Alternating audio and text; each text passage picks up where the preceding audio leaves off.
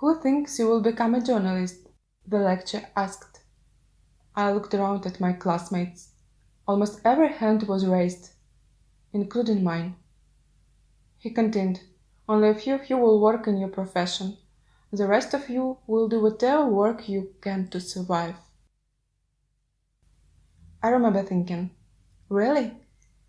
There it is, the self-doubt. I drove away my fears with work and study.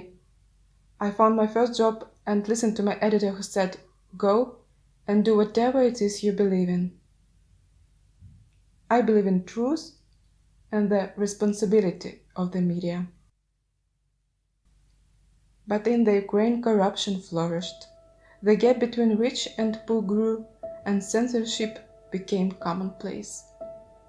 The media was owned by oligarchs. 2014 was a turning point for Ukraine. People carried the flag of the EU, symbolizing European values of personal dignity and rule of law. The Euromaidan demonstrations protested the government's move towards closer ties with Russia. It was risky to write the truth. That day I was told to fire a few people from the editorial board. But I couldn't be silent.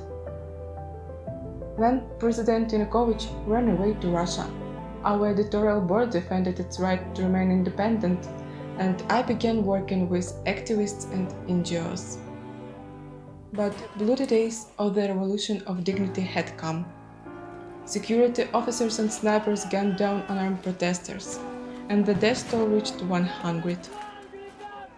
The streets were dangerous, and sometimes I couldn't get home from the office.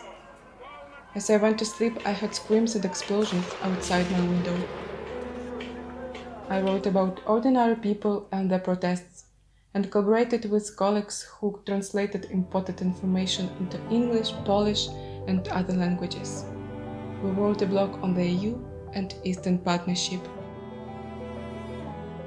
I still can't watch the violent videos, and I hope we never turn to the days when the authorities can intimidate the press, or a photographer wearing a vest with press in large letters can get shot in broad daylight. Now, disinformation and polarization are the current challenges we face.